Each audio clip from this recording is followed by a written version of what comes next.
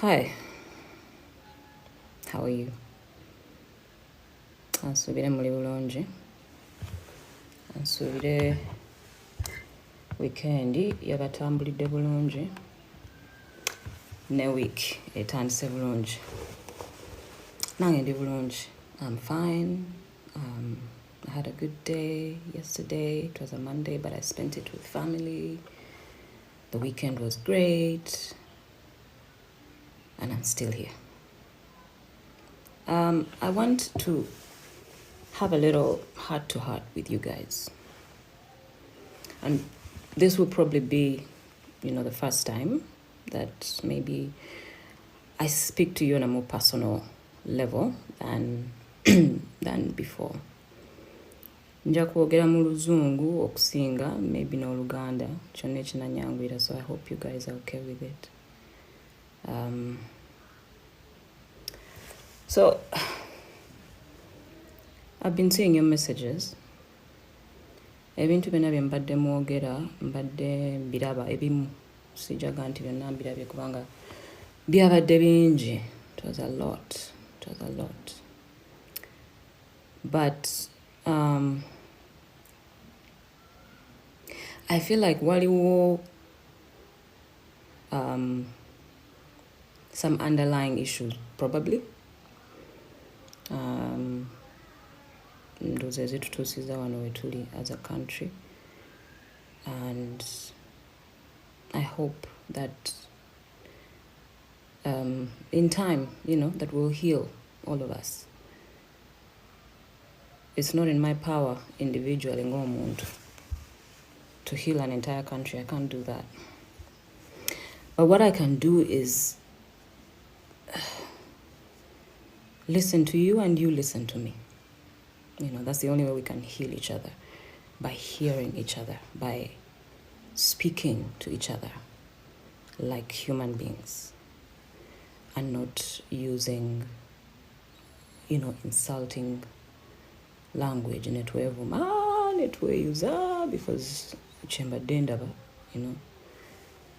okuvuma kubadde kufuusa okuvuma, which is fine kubanga abantu babeera ne different ways of expressing their frustration. Nze omuntu ayinza okunyiiza n'ensirika, omulala n'omunyiiza n'akuvuma, omulala n'omunyiiza n'akukuba. We're different. So buli omu wa ddembe okukozesa what they are comfortable with to speak what they feel.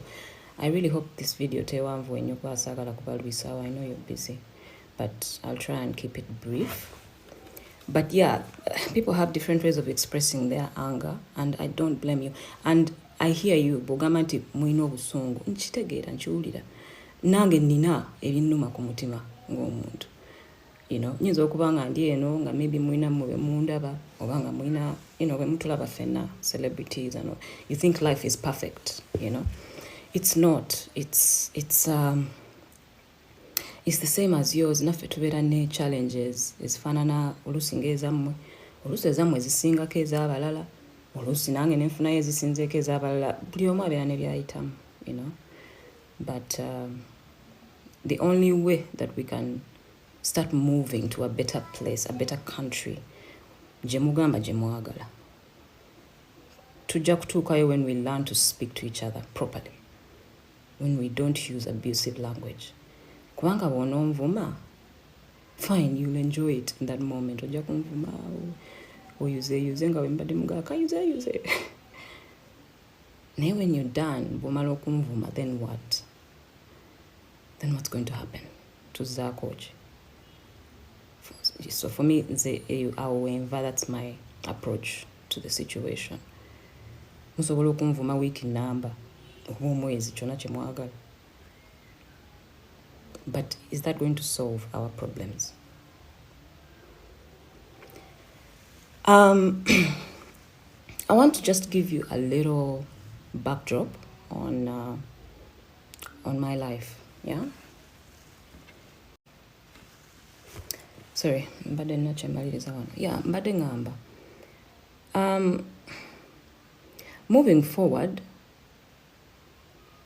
I feel like I need to give you a little backdrop on some things, because natandika okusooka experiencing ebintu by'okunvuma mu 2015, must have been 2015, yeah, 2015. Twali tukola campaign ya Tubonga Nawe. And that time was the first time when nasooka okulaba abantu nga bayinza okuvuma ekigambo noga bw'okitegeera nga tosakiisa mukama wako naye olinga akyogera. Like people were really, really angry and vile. But waliwo ekintu kyenzize ndaba, unfortunately nga kikwatagana ne mukwano gwange Bobby. Bwe natandika okulaba ebintu ebyo nasookanga ne mbi-ignoringa. Kasibitwala serious nga abaana nabo like, because omuntu gwe banvumiranga batandika okunvuma nga bampita traitor as far as Bobby is concerned. When he started his campaigns and when he joined politics, they used to call me traitor. And honestly, nga sikitegeera nga abantu bano lwaki bampita traitor. Nene sikitwala serious nga kijja kuyita. Kati Bobby twakula fenna. Twakulira Kamocha. He grew up in Kamocha. Then nze nakulira twali awo just opposite. Waliwo flats awo, KCC flats. That's where we grew up. So, I didn't see him much more Tobafe, but as time went on, as we grew up and studied music, obviously we met. Sagala kugenda into detail because bijja kuwambwa. But how do we meet? We meet at Capitol. He came, he had brought a song, I think, to promote a song. I was working on the radio at the time. Nali ntanso yimba, naye nali nina problem yimba nozanga ssatu. Ku radio, banga beat. Tezaali nyingi. Nga naye atandika. So we meet and he's like, hey, Gwe, by the way, Nina, this song, I have this idea. I want to play it for you, man. Let me know if you like it.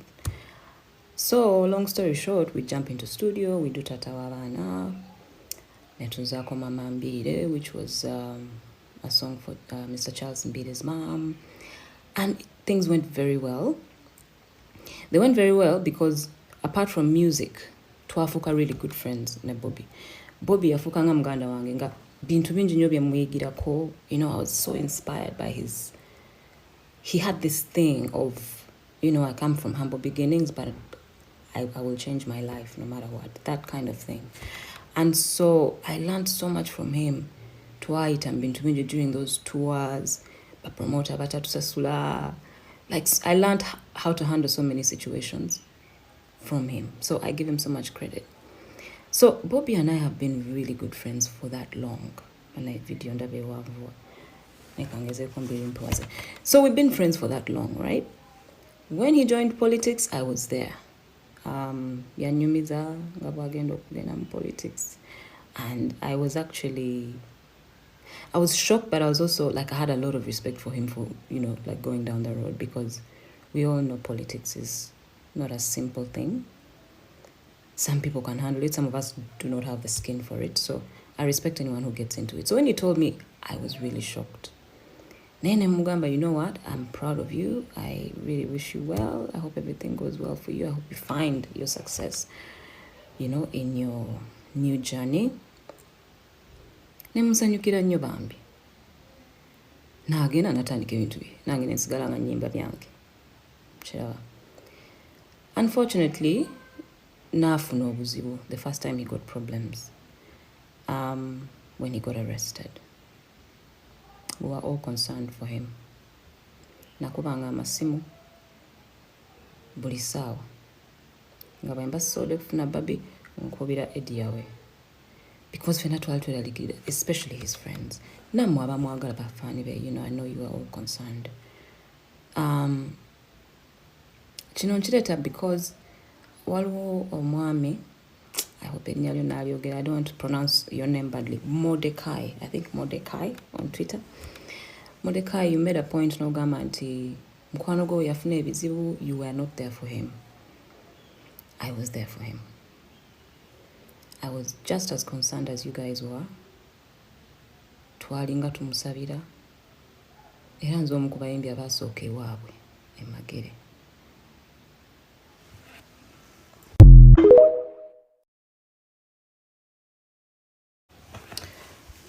video etandise owanvu abannange. I hope I can minimize. Nze omu ku basooka emagere. I remember we went with a couple of our friends to Charlie ku Babi, tulabe how she's handling, because you can imagine omuntu ali somewhere where you can't even reach them. Byali bizibu. But as his friends, or as his friend, let me speak for myself, as his friend, I was concerned. And that concern had nothing to do with his political beliefs or mine. Okay? Naye nga mukwano gwange, nga muganda wange nali nkuze naye, I wanted to know that he's fine. And good enough, naavaayo, naawona, nasigala nga tamuza obulamu bwe as a politician until today. Bobi Wine omu ku bantu bensinga okusanyukira ng'afunye milestone. Nsanyuka nnyo kuba mmanyi gye yava ng'omuntu, not as a politician. Nsanyuka nnyo okulaba ng'afunye by'afunye, because omwami oyo, he believes in himself. Like he just told himself, I'm going to make it, and he did. So based on where he came from and where he is right now, you have to respect it. Am I happy for him? Absolutely. Am I happy to see him succeed and to see his family flourish? Absolutely. Do I have the same political beliefs as he does? No. Ate ekyo buli omu alina eddembe lye. Just because ndi mukwano gwa Bobby kyali tekitegeeza nti nina okugenda and join his campaign, his political campaign. Nange ndi waddembe okukola nze byenzikiririzaamu ng'omuntu kuba we are different. Bwe mugamba mbu lwaki tojoining a struggle, I think that's not fair, because oba tompadde nze chance nange kola byange nze byembelievingamu. Ate ekyo tekitegeeza nti ye byakola bibi oba tebirina lugendo oba tebirina purpose. No. Just kitegeeza nti byakola birala nange byenkola birala, but we're friends and we wish each other well. I'm talking about this because I've seen people over the years, not just this weekend, not just this year, nga banvuma ne nga banvumira mu linnya lya Bobby. You know, nga bampita traitor. I even saw someone calling me speciosa. Like, ngolusi binsesa. I'm like, whatever, man.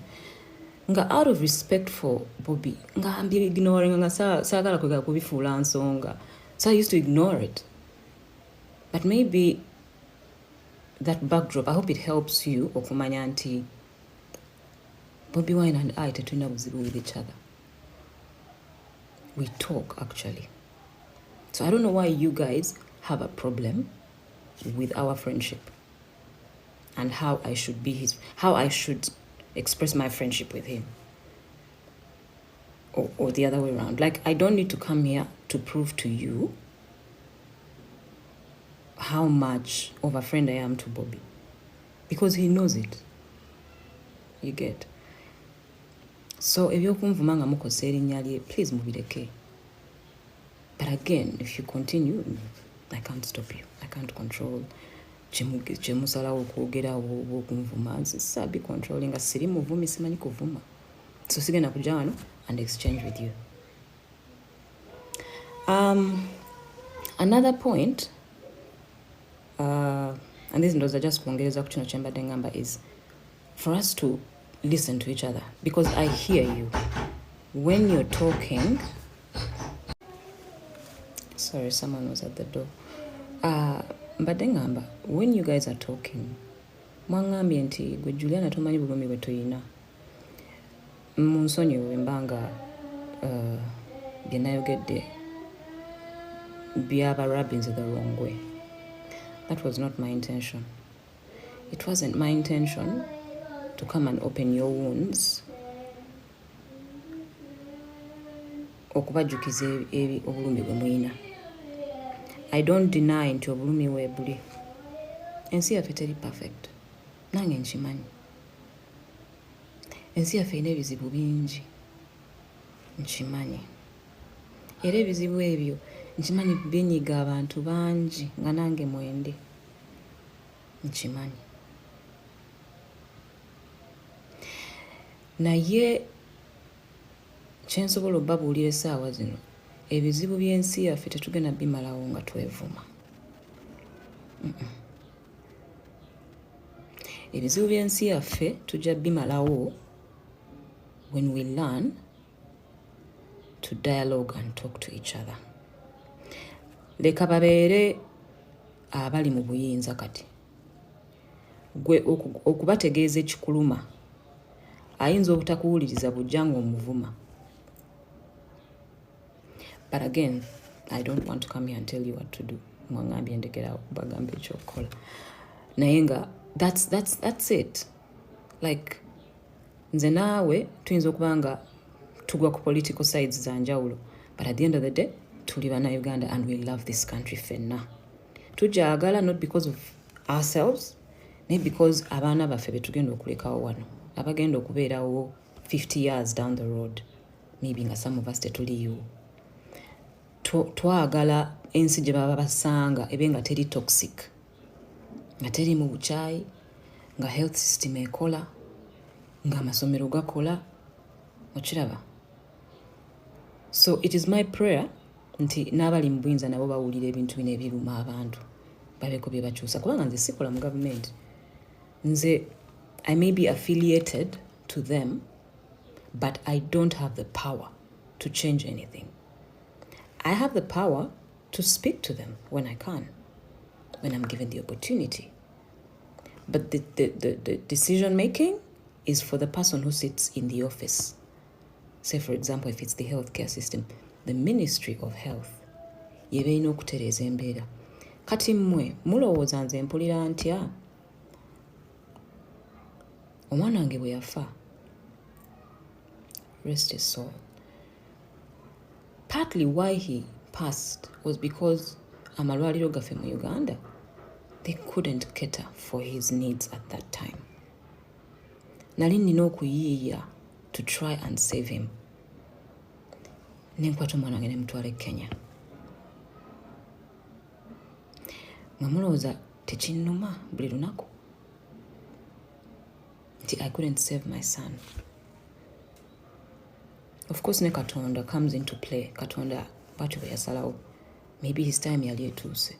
But I also know nti bwe nali ngenda e Kenya, omusawo wange wano, Dr. w'omwana wange, ensonga gye yampa ng'atuweereza e Kenya yaŋŋamba, we do not have the facilities that can help your son in Uganda. Please take him to Kenya. I'm not going to go into the pain I have as a parent. You know, I'm not going to do that because sawa bamalira budde ate nzija wano mbeere nga whininga buli ebizibu byange. That's not who I am. Ebintu ebisinga byempitamu, I deal with them alone. Naye nga nange till today bwe mbirowoozaako binkaabya because I know nti maybe they could have saved him, but they were unable to. Sawa yakola buli kyasobola naye ng'ebisingawo obusobozi tabulina. Neera neebaza ne Mukama nti yansobozesa omutwala mu ddwaliro eddala kubanga waliwo abatafuna na chance eyo bangi, you know. So the least I can say is at least he didn't die in so much pain. Maybe one day I'll tell you how he passed. But I can promise you that because I took him to a better hospital, his death wasn't as painful to watch and for him to go through. And I thank God for those small things. For someone atafiirwanga ko omuntu oyinza obutakitegeera ekyo, naye bw'oba ofiirwa, bw'oba olina omuntu gw'olina mu ddwaliro obeera osaba kimu obulumi bw'ayitamu abe nga tabuwulira. Okay? So binnuma ng'Omunnayuganda nange nina ebinnuma. So I didn't come here from a place of I don't know your problems. I know your problems. I know your problems.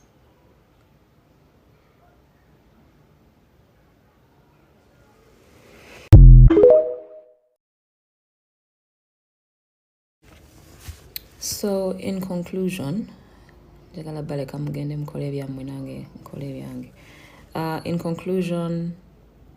sijja wano nga neeyita nti nze ndi perfect, nti oba nze sirina bizibu, oba I live a perfect life, I live in a bubble. Absolutely not. Tuli mu Uganda yemu, ebizibu byemuyitamu naffe tubiraba eno. Tubiyitamu sometimes directly, sometimes through our family members, bingi.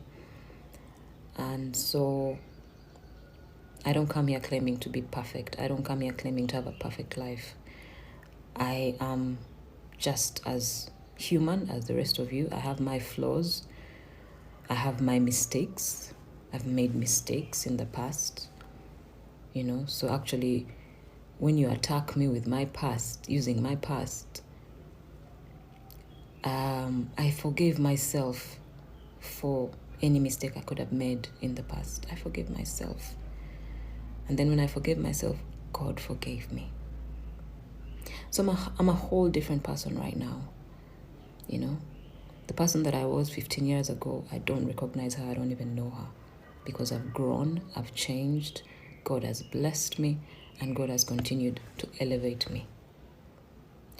So, fenna tuyita mu nsobi okutuuka we tuli, you know. Naye nga wendi, I love this app, by the way, and I want to use it more often. I want to chat with you whenever I can. Or now in Funidaka Day, I want to be here, because that was actually my plan for 2024. I saw someone saying, what I do video or promoting oluyimba lwo mukwano. In my entire career, sikolangako stunt okufuna ekintu kyonna.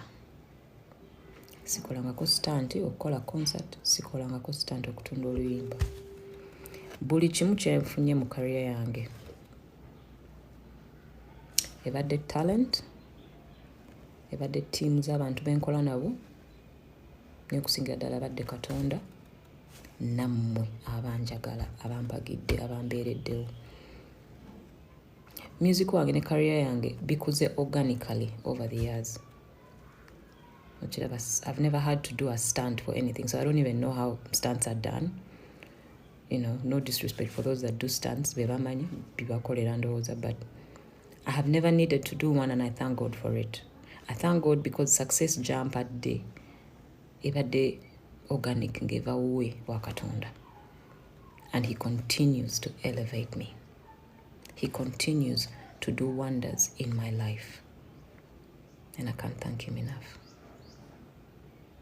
So kambaleke bannange mutambuze obulamu bwammwe, and I hope we can share. We can share, we can talk. Wendi mbadde mugamba agenda kudduka kati yataddeyo kamu amalabule. I'll try and be here. Buli wenfuna kadde njagezaako mba checking engako. How about that? New chapter, right? New chapters in life. Life is full of endless possibilities, and only God knows what you and I can achieve if we just get to know each other. Kale. Very bulungi. God bless you. Bye.